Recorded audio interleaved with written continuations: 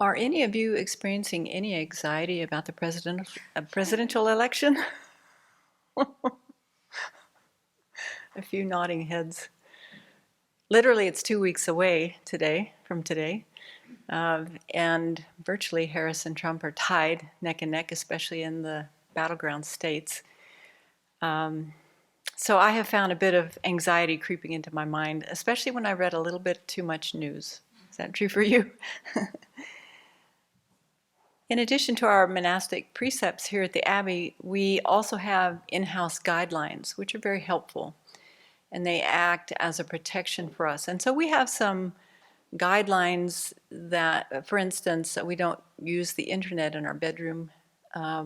When we look at news, we're encouraged to look at it for short periods of time through a Dharma lens, really trying to look at it as part of the Lam Rim. And even our offices are set up to protect us from looking at too much internet. You know, our screens are supposed to be facing in a way that anyone walking in could see what we're looking at. And that's a real protection, so that helps us. This is helpful because getting caught up in the news can be so addictive. Do you find that to be the case? It's not just me. YouTube is notorious for its algorithms to get us to look at more and more content. I may want to watch one political speech, but there's all these 15 short video thumbnails on the right beckoning me with very interesting titles. And how many times have you caught yourself saying, well, I'll just look at one of them. And then 45 minutes later, you're thinking, oops, how did that happen? So this is like YouTube potato chips or YouTube crack. It's more like that, I think. I know I've watched too much news when I wake up in the morning and my first thought is of Kamala Harris or Donald Trump instead of Buddha Shakyamuni or the 3 motivations we're supposed to be waking up with. I guess you've noticed that too with your laughter. Because we're primarily focused on the Dharma here at the Abbey, I do find that it's easier to notice when my mind has been influenced by watching a little bit too much news. And I noticed in my meditation that morning that my mind seems a little more scattered, a little harder to concentrate, which is it's this balancing act of I want to stay informed. I want to know what's going on. I want the latest gossip. I'm sorry, that's what it kind of comes down to. But on the other hand, I also don't want to damage my mind and my practice. So it's this constant tension, I find. And I've begun to notice a correlation between the amount of news I read or videos I watch and this low-level anxiety that kind of pops up in the back of my mind.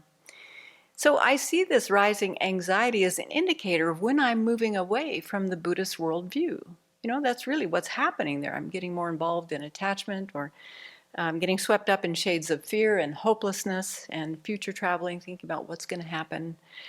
And then when I notice that, I can stop and remind myself, wait a minute, I'm in samsara. What do you expect? Samsara is full of chaos and it's uncertain, it's unsatisfying. That's just the nature of the beast. So why be surprised? But how many times do I think, or you think, oh, if only my candidate would win, then I'd be happy. We may not say those words, but probably there's that kind of thought in the back of our mind. But isn't this really just trying to tweak our samsara, trying to get things to come out the way we want?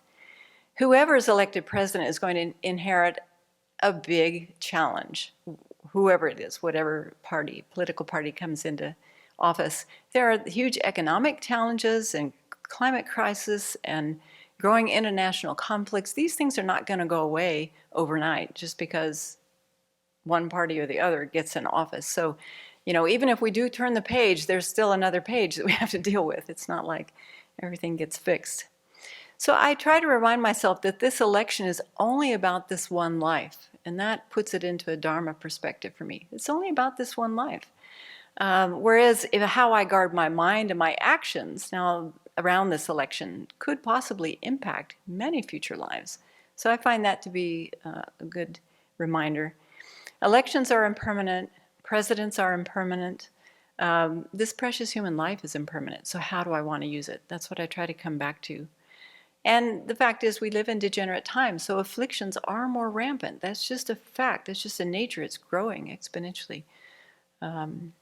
But even in degenerate times, karma is still definite and increases. And we're not going to experience anything we haven't created a cause for. And karma doesn't go away. So these are things to keep bringing into the forefront of my mind. What I find most grounding lately to keep my mind anxiety-free and in the present is to limit the amount of news I watch. Easier said than done, don't you find? I reckon that election scrolling is a form of laziness. You know, it's attachment to the ignoble. And so when I notice I've fallen off the wagon and gotten into too much scrolling, then the next morning I take it to the 35 Buddha practice and I purify the laziness and I make a promise to the Buddhas that that day I'm going to be really mindful of how I'm using the internet. And I do find that helpful. I want to keep my promises to the Buddha, so that's helpful. And I found that about 15 minutes, that seems woefully low, small amount, but I find 15 minutes is really about my capacity at this stage. Anxiety is involved with worry that I won't get what I want. I'll worry that I might suffer, but these are just afflictive thoughts. And so I try to remind myself throughout the day to develop renunciation, to think about bodhicitta.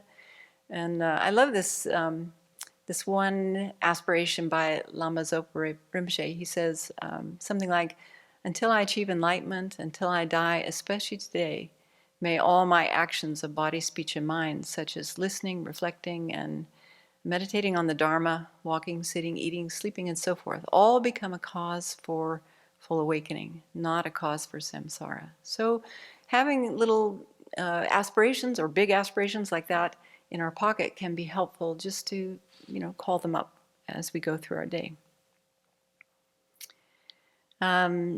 So I also ask myself, well, how many people are as concerned about this election as I am?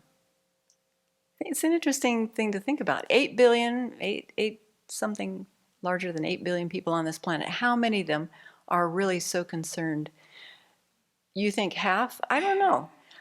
I have read about different presidential elections in other countries. It registers on my mind. Some have gone, a certain way, and it registers for what, half an hour or a day, and then life goes on, right? I wonder if a lot of people around the world would be as nonchalant as that about the American election. I don't know.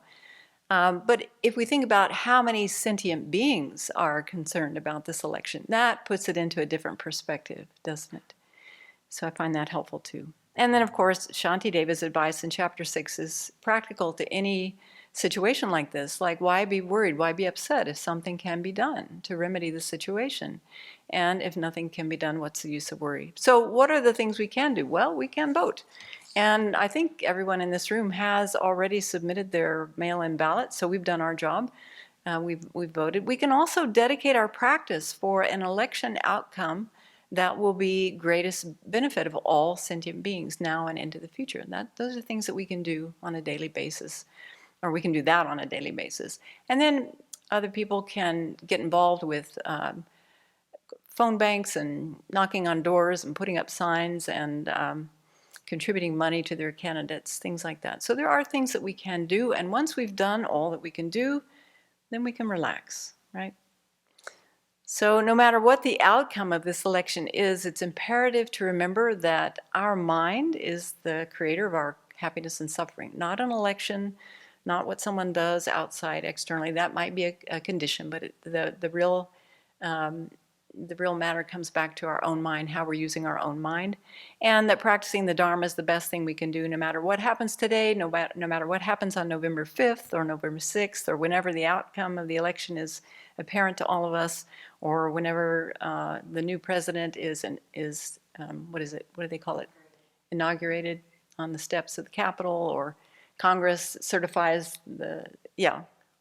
what matters most is how we're using our mind and how we're practicing the Dharma. And actually, I think any Lam Rim topic can be an antidote to this anxiety that comes up in the mind. Any topic that we could call to mind are the preciousness of our human rebirth, death and impermanence. That puts things into perspective. Karma, the Four Noble Truths, all of these are antidotes to any anxiety that we find arising in our minds. So as Dharma practitioners, our job is to apply it. regardless of whether our political candidate wins or not, keeping a larger Dharma perspective is the best thing we can do. So don't worry, be happy.